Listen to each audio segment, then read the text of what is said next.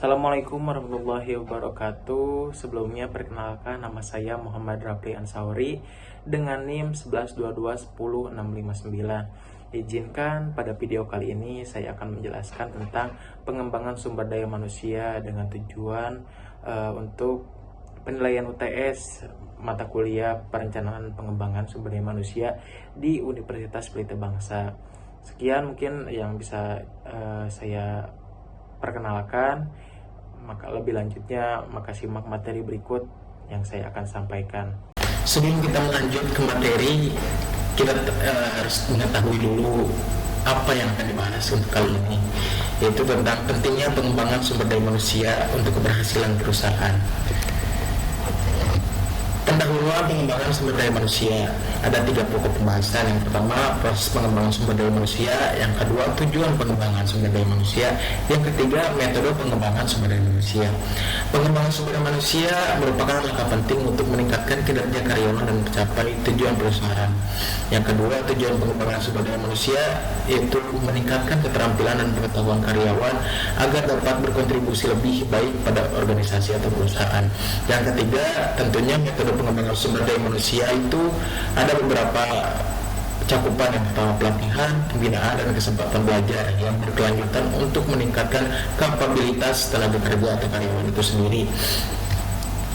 Nah, tentunya kita tahu pentingnya pengembangan sumber daya manusia bagi sebuah perusahaan. Yang pertama, produktivitas, di mana ketika karyawan yang terlatih lebih mampu menyelesaikan tugas secara efisien dan cepat. Yang kedua, kepuasan kerja, di mana karyawan yang merasa dihargai dan berkembang cenderung lebih puas dengan pekerjaannya. Yang ketiga, turnover, di mana investasi dalam pengembangan karyawan dapat mengurangi tingkat turnover. Kenapa?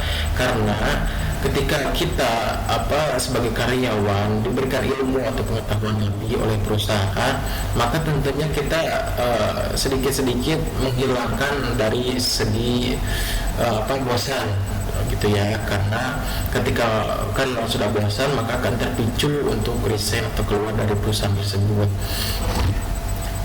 Ada beberapa sih komponen utama pengembangan sumber daya manusia itu.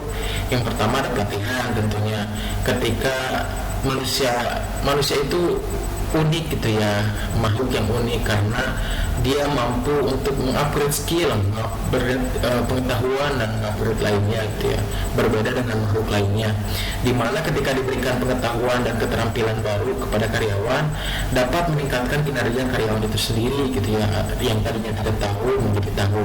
Yang kedua, setelah diberikan pelatihan maka di pembinaan gitu ya, atau mendampingi karyawan dalam proses pengembangan untuk mencapai potensi mereka. Yang ketiga, pendidikan lanjut. Kenapa pendidikan lanjut? Karena ada beberapa perusahaan besar gitu ya yang mendukung sekolah formal lanjutan gitu, beasiswa lanjutan kepada karyawan yang patuh, karyawan yang mempunyai sudut berpikir yang lebih cepat gitu ya, terus sangat berkontribusi bagi perusahaan yang lebih gitu ya. Biasanya perusahaan yang sudah besar gitu ya, yang big company, biasanya suka memberikan beasiswa S1 ke luar negeri gitu ya, untuk mengembangkan karir yang lebih baik. Yang terakhir yaitu rotasi kerja, di mana memperluas pengalaman kerja karyawan dengan memindahkan mereka ke berbagai posisi dalam perusahaan, di mana dalam rotasi kerja ini kita dapat memberikan pengetahuan lebih, misalkan yang tadinya operator pindah ke misalkan bagian admin gitu. Jadi kita tahu prosesnya gitu, bagaimana sih seorang operator itu gitu, pengetahuannya, terus keterampilannya. Begitupun ketika kita sudah jadi admin, bagaimana tentang pengetahuannya dan keterampilannya. Lanjut, ada beberapa metode efektif pelatihan karyawan. Yang pertama, pelatihan di tempat kerja atau training center gitu ya, di sebuah perusahaan. Biasanya belajar langsung di lingkungan kerja sehari-hari untuk meningkatkan keterampilan secara praktis atau cepat. Terus ada kelas pelatihan, biasanya di perusahaan yang sudah besar itu suka mengundang guru-guru besar di universitas itu untuk datang ke perusahaan mereka gitu. Biasanya hal ini suka ikut sertakan semua karyawan gitu ya dalam sebuah pelatihan formal itu sendiri gitu ya. Terus yang ketiga, e-learning. Nah, memanfaatkan platform digital untuk pelatihan jarak jauh. Contohnya di sebuah perusahaan mempunyai aplikasi sistem gitu ya, misalkan sistem human resource management gitu ya, tentang gaji dan sebagainya gitu ya. Alangkah baiknya mungkin bisa ditambahkan sejenis kayak library atau mungkin kayak digital perpustakaan gitu bagi sebuah perusahaan dan karyawan. Jadi ketika karyawan mungkin libur 1 minggu, itu mungkin sedikit-sedikit dapat menambahkan ilmu pengetahuan dengan cara membaca buku digital itu sendiri. Terus setelah kita memberikan pelatihan dan pengembangan bagi perusahaan, tentunya tidak lupa dari evaluasi dan pengukuran hasil pengembangan. Yang pertama tentang kinerja karyawan, dimana ketika karyawan sebelum dilatih dan dikembangkan dan setelah dilatih dan dikembangkan apa perbedaannya gitu ya. Terus yang kedua kepuasan karyawan, biasanya ini dilakukan survei untuk mengukur peningkatan kepuasan kerja karyawan pasca pelatihan dan pengembangan. Yang ketiga retensi karyawan, biasanya HRD mempunyai data pembanding gitu ya, antara ketika retensi karyawan sebelum dilatih dan setelah dilatih itu lebih lebih banyak apa lebih sedikit gitu, ketika sudah dilatih dan dikembangkan. Nah, ternyata teknologi mempunyai peran dalam pengembangan sumber daya manusia. Yang pertama, mengelola program pelatihan dengan lebih efisiensi. Penggunaan teknologi memungkinkan pengelolaan program pelatihan yang lebih terstruktur dan terorganisir. Biasanya, misalkan kita contohkan ya inovasi teknologi baru. Kita tahu bahwa mungkin WhatsApp mempunyai WhatsApp bot gitu ya. Mungkin ketika perusahaan yang sudah menjadwalkan karyawannya, menjadwalkan kapan mereka harus training gitu ya, mungkin bisa dimanfaatkan WhatsApp bot ini misalkan dengan cara ketika misalkan sekarang hari Jumat 1 November misalkan jam 10 ada notifikasi masuk ke WhatsApp gitu ya, misalkan perusahaan mengirimkan WhatsApp buat misalkan ke saya, misalkan karyawan Rapli gitu ya, jam 10 kepada Muhammad Rapli Ansori dan sebagainya, diharapkan ke training center gitu. Jadi penggunaan teknologi ini bisa lebih efisiensi dalam jadwal dan sebagainya. Yang kedua, memberikan akses ke materi pelatihan kapan saja dan dimana saja. Seperti sebelumnya yang saya bilang tadi gitu ya, bahwa mungkin adanya aplikasi manajemen human resource gitu ya, dimana bukan hanya tentang gaji, tentang cuti dan sebagainya, tapi mungkin bisa ditambahkan misalkan dengan library atau mungkin digital perpustakaan, jadi materi bisa didapatkan kapan saja dan dimana saja. Yang ketiga, memantau kemajuan peserta pelatihan secara real time.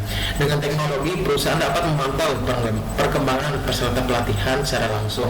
Mungkin dengan cara Google Form ya, kita tahu mungkin kayak diberikan kuesioner atau mungkin diberikan pertanyaan-pertanyaan lainnya gitu ya, dimana mungkin jawabannya bisa kita dapatkan secara real time gitu di Google Form itu sendiri.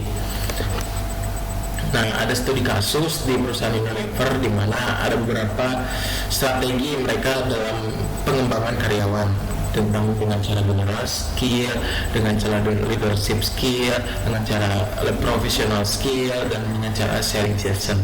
Mungkin bisa dibaca ya untuk kali ini. Nah, ternyata pengembangan sumber daya manusia itu mempunyai tantangan itu sendiri gitu ya. Yang pertama biasanya dengan biaya. Kita tahu, tidak dipungkiri ya, bahwa dalam mengembangkan dan melatih sebuah karyawan itu memerlukan biaya, memerlukan waktu dan sebagainya, dimana anggaran yang terbatas untuk program pelatihan menjadi kendala dalam pengembangan sumber daya manusia.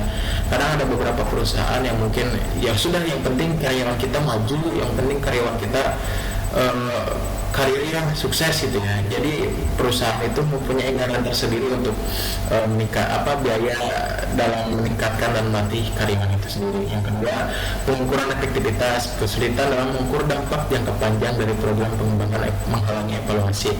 Sebetulnya untuk pengukuran efektivitas, karena adanya teknologi ini mungkin bisa sedikit diminimalisir atau diminimalkan gitu ya. Terus ada tantangan resistensi perubahan gitu ya. Karyawan yang enggan mengikuti pelatihan baru menghambat kemajuan pengembangan.